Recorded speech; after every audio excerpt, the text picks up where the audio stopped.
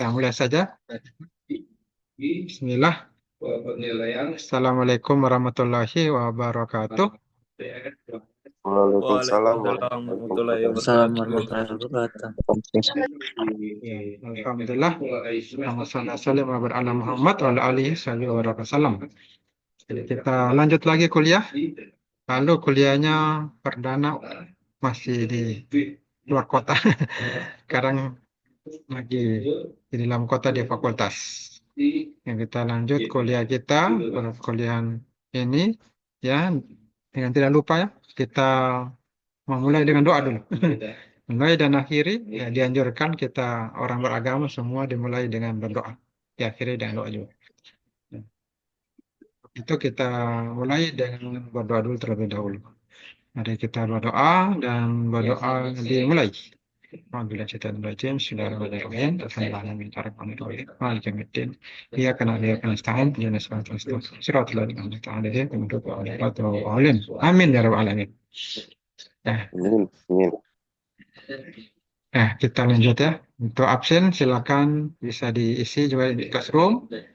Ada juga buku-buku bisa dibaca, buku elektronik, dan ada video pembelajaran ini tentang transportasi ya, tentang wawasan tentang transportasi, bangkitan tarikan, asal perencanaan, dan dasar transportasi.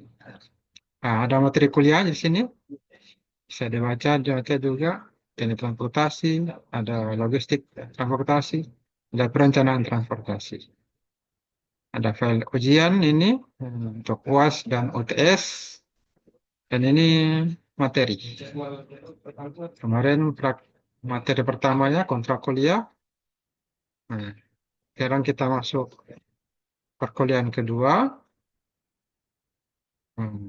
Di sini sudah ada tugas. Setiap materi sudah disiapkan tugasnya. Anda bisa kerjakan kapan saja dan di mana saja. Yang sebelumnya RPS, DPP, SAP, itu sudah bisa dibaca di mana saja. Ini soal untuk pertemuan kedua, materi pertama. Nah, ini Anda diminta menjawab tentang transportasi, karena materinya transportasi. Apa yang Anda ketahui tentang transportasi, kemudian manfaat dari transportasi.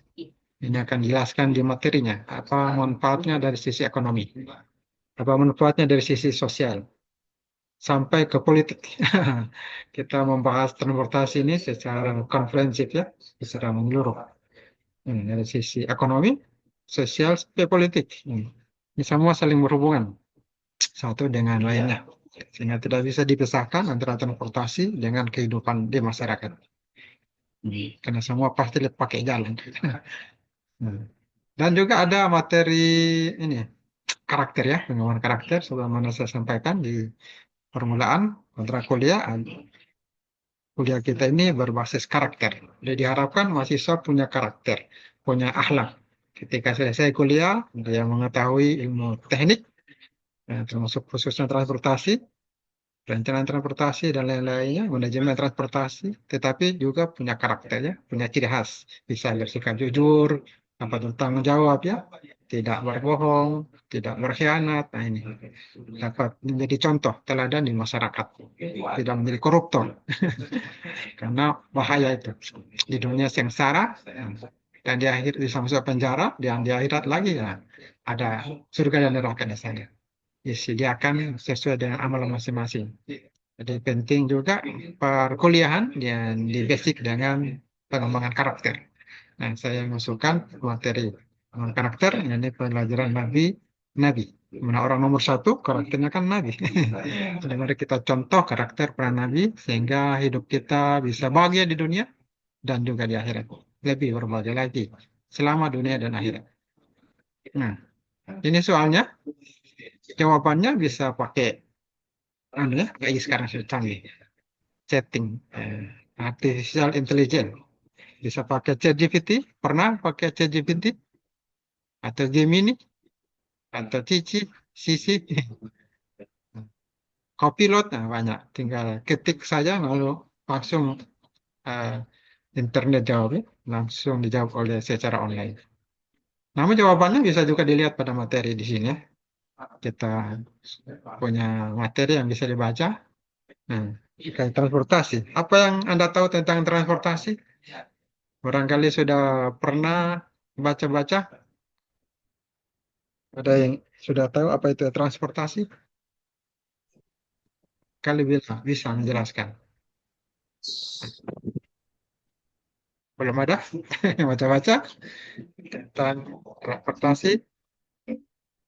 Nah, di sini ada salah satu jawabannya tentang transportasi, yaitu pemindahan manusia atau barang dari satu tempat ke tempat lainnya. Gunakan sebuah wahana digerakkan oleh manusia atau mesin. Ini transportasi sekarang. Ini gambar-gambarnya, ya. Ada kereta, ada bis. Ini jenis-jenis transportasi. Ada di laut, ada di udara juga. Nah, di sini transportasi digunakan untuk memudahkan kita semua, ya, manusia. Apa saja kegiatan kita sehari-hari, kuliah misalnya, ke kampus, ya, akan lebih mudah kalau naik motor atau mobil, naik kendaraan. Dan pada berjalan kaki. Jadi kita bisa lebih mudah, ya, dimudahkan Allah dengan menggunakan transportasi. Nah, di sini transportasi ada tiga, transportasi di darat, di laut, dan udara. Nah, kalau transportasi udara ini tentunya lebih mahal karena dia terbang. Kita sebagai manusia fitrahnya tidak bisa terbang. Sehingga menggunakan transportasi udara ini menggunakan biaya lebih. Menggunakan mesin, ya, terbuat dari besi baja. Nah, sehingga membutuhkan dana besar. Paling tinggi, ya, paling mahal itu transportasi udara. Namun kelebihan lebih cepat. Ke Makassar, cuma 1 jam sampai. Kalau naik mobil, 2 hari 2 malam. Ke Jakarta hanya beberapa jam sampai, 3 jam ya, 2 3 jam. Transportasi laut bisa 5 hari, beberapa hari, ya, luar biasa, lebih cepat, tapi lebih mahal. Nah, inilah kelebihan teknologi sekarang ya. Sudah canggih. Jadi, transportasi udara ini merupakan transportasi tercepat dibandingkan transportasi laut dan darat. Nah, untuk transportasi itu sendiri ada juga pembahasan geografi transport.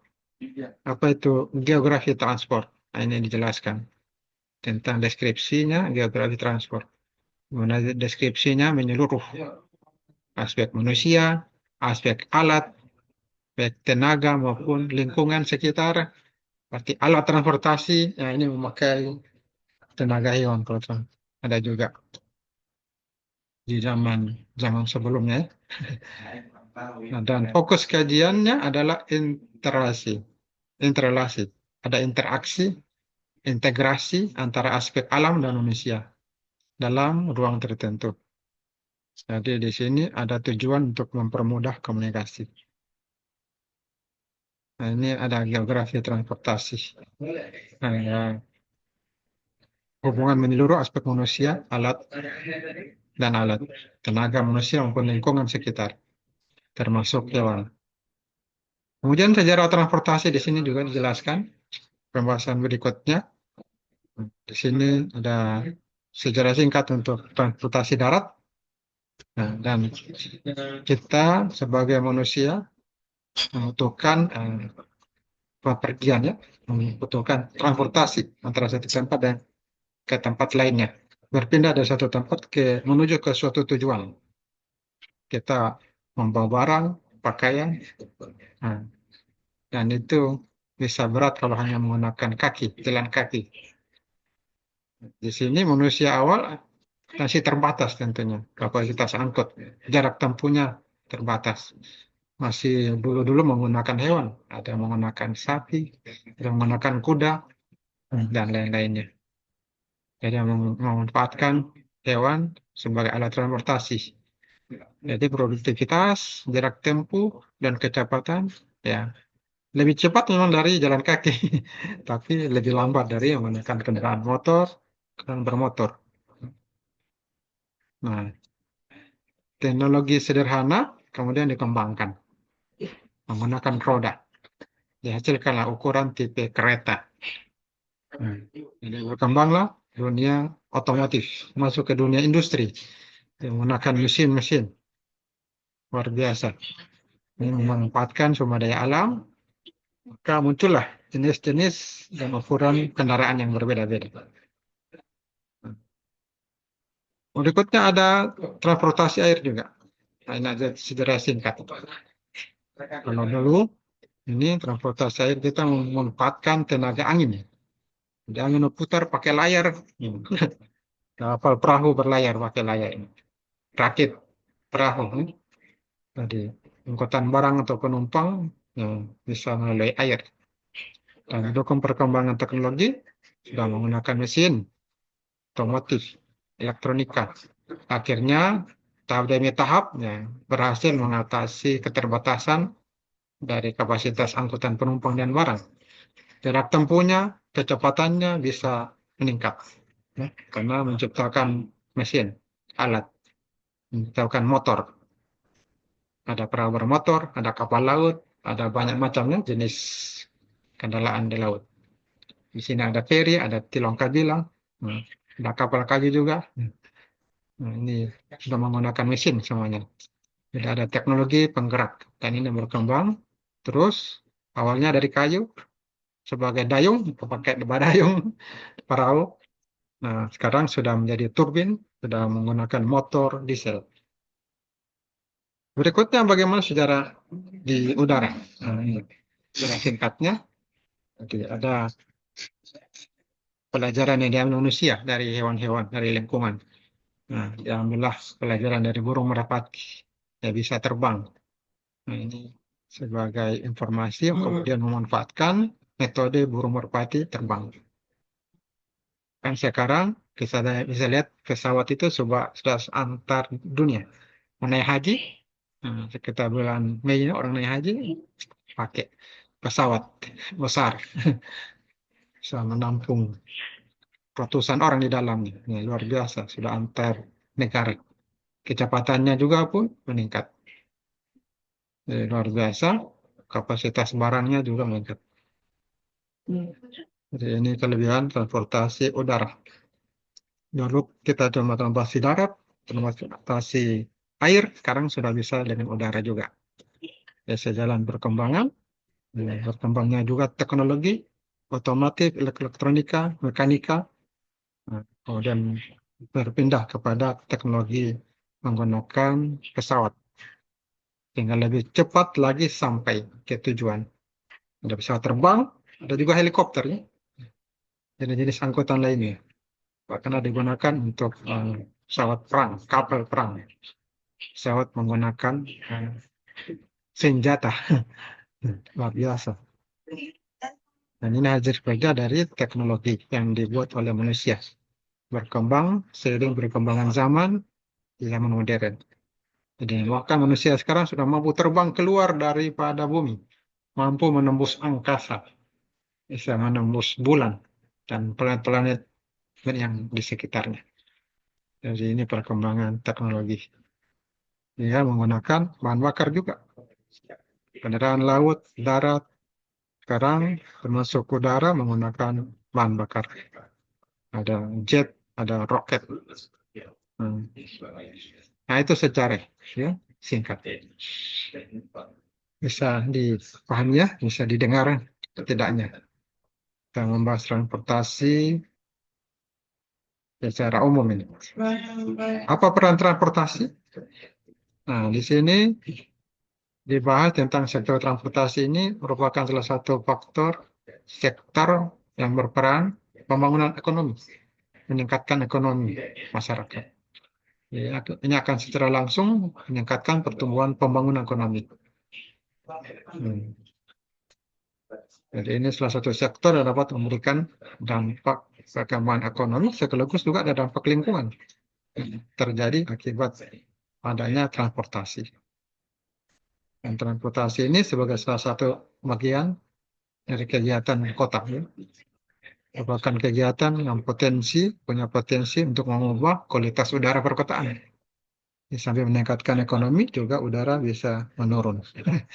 Kualitas udaranya bisa menurun. Ada dampak positifnya, ada dampak negatifnya. Nah, seiring dengan perkembangan transportasi sampai sekarang ini, dari dulu sampai sekarang, nampaknya bisa terlihat. Tenaga manusia pindah menjadi tenaga mesin. Nah, ini mempermudah kita semua melakukan aktivitas termasuk belajar mengajar. Teknologi kita bisa menggunakan Zoom, Meet. Ini juga transportasi, perkembangan transportasi teknologi. Namun kalau kita lihat kemacetan di jalan-jalan ini, semakin banyak kendaraan, jalannya tetap tidak bertambah, semakin luar biasa. Ya, perkembangannya macet juga. Ada manfaatnya, positif dan negatif juga. Yang terjadi ada dampak-dampak positif dan negatif. Kendaraan umum digunakan, ini semakin efektif. Lebih banyak kendaraan pribadi, masing-masing memiliki kendaraan, nah ini menambah kemacetan. Ada masalah lingkungan tadi, ada masalah kemacetan juga, ada masalah kecelakaan. Ada tiga inti masalah transportasi ini. Isu-isu transportasi itu tiga inti penyelesaian pembahasannya. Yang perlu diselesaikan masalah lingkungan, polusi udara, masalah kemacetan, dan masalah kecelakaan. Keselamatan atau celaka. Kalau bukan selamat, celaka. Nah, yang paling rentan di darat ya, paling sedikit di udara kecelakaan. Ada lingkungan, polusi udara, ada kemacetan dan kecelakaan. Nah, peran transportasi dalam tata ruang kota ini dibahas juga. Transportasi di lingkungan perkotaan juga ada pembahasannya. Jadi dalam rencana kota ini mempertimbangkan pola transportasi juga nih. Perlu dipertimbangkan agar mampus tidak terjadi kemacetan. Kalau tidak dirancang, maka bisa terjadi kemacetan. Semeraut lalu lintas. Ini perlu ada usaha untuk menyelesaikan masalah transportasi. Jadi ada tiga tadi inti masalah transportasi. Ada polusi, lingkungan, ada kemacetan, dan satu lagi kecelakaan. Nah, untuk transportasi dalam lingkungan kota, ini sektor transportasi merupakan salah satu sektor yang sangat berperan dalam pembangunan ekonomi. Ya, dengan perkembangan sektor transportasi, ini mencerminkan pertumbuhan ekonomi. Tetapi ada sektor-sektor yang memberikan dampak lingkungan. Dan ini cukup besar. Spasial dan transportasi ini salah satu sektor kegiatan kota ini berpotensi mengubah kualitas udara di kota. Dan ini berjalan secara dinamik di kota itu sendiri. Semakin berkembang kota dan aktivitas ekonominya, maka semakin besar pula pencemaran udara. Nah, makin meningkat kota di metropolitan, makin parah. Bisa kita lihat Jakarta, nah itu di udara awannya berubah warnanya. Nah, karena saking tingginya polusi udaranya. Banyak kendaraan, banyak juga pabrik-pabrik. Yang paling besar pengaruhnya juga pabrik-pabrik, samping kendaraan. Terjadi pencemaran, terjadi kebisingan, dan ada tiga aspek utama untuk menentukan intensitas dampak terhadap lingkungan. Pencemaran udara dan kebisingan, ini penggunaan energi di daerah perkotaan khususnya. Ada tiga aspek utama menentukan intensitas dampak terhadap lingkungan. Yang pertama, aspek perencanaan transportasi, baik barang maupun manusia. Ini perlu dirancang dengan baik. Yang kedua, aspek rekayasa transportasi. Nah, ini kita masuk membahas transportasi. Jadi, ada perencanaan transportasi, ada rekayasa, teknik transportasi, bagaimana pola aliran moda transportasinya, bagaimana sarana jalannya, sistem lalu lintas, itu juga faktor transportasi lainnya. Ini rekayasa transportasi. Yang kita pelajari sekarang ini rekayasa transportasi. Nah, kemudian aspek teknis, mesin, dan sumber energi. Ini bahan bakar, alat transportasi. Ini tiga hal ya, yang menentukan intensitas dampak terhadap lingkungan.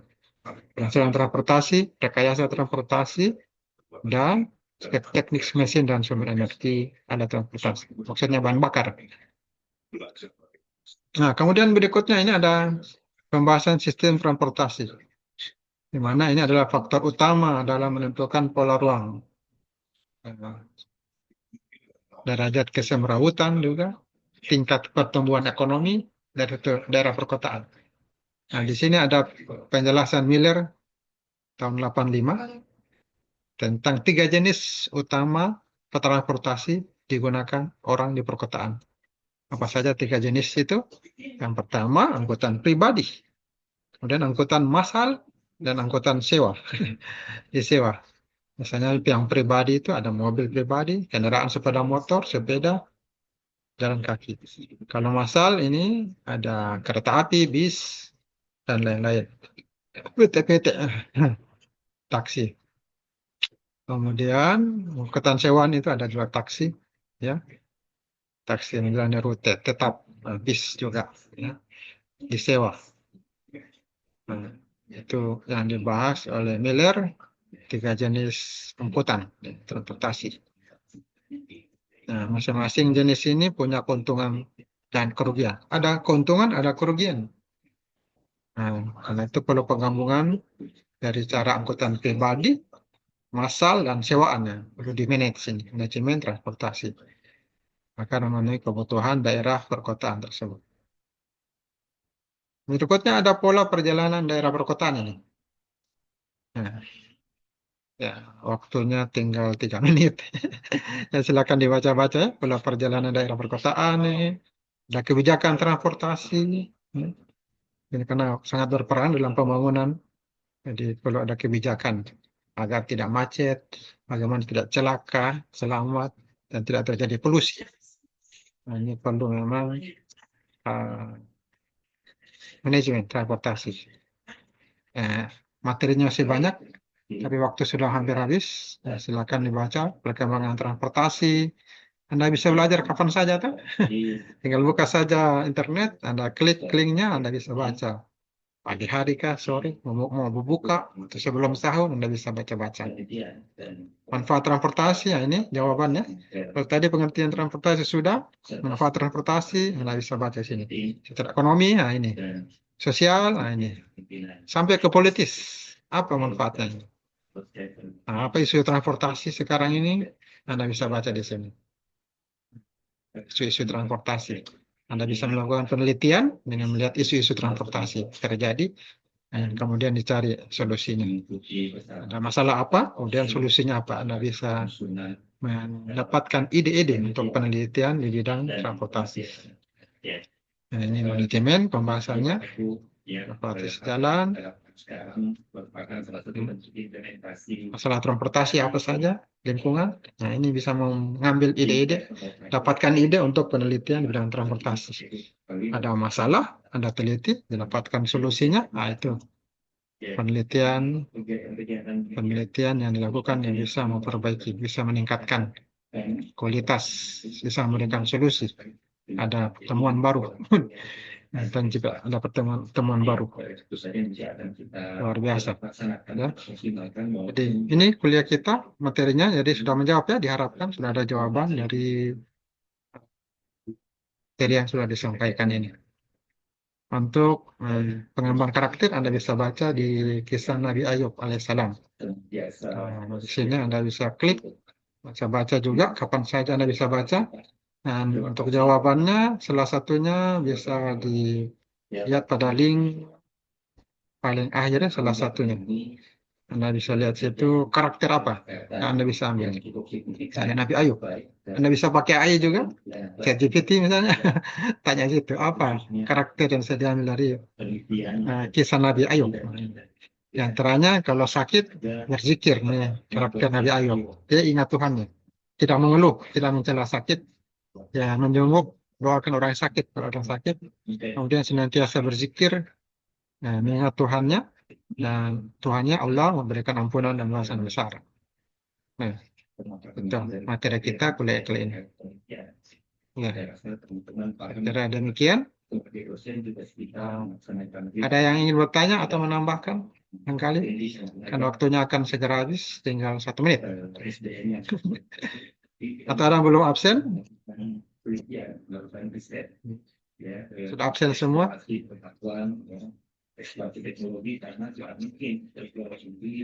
Ada yang belum absen ini? Permadani Islamaka ini sudah? Permadani Islamaka belum ada ini. Berapa NPM-nya ini?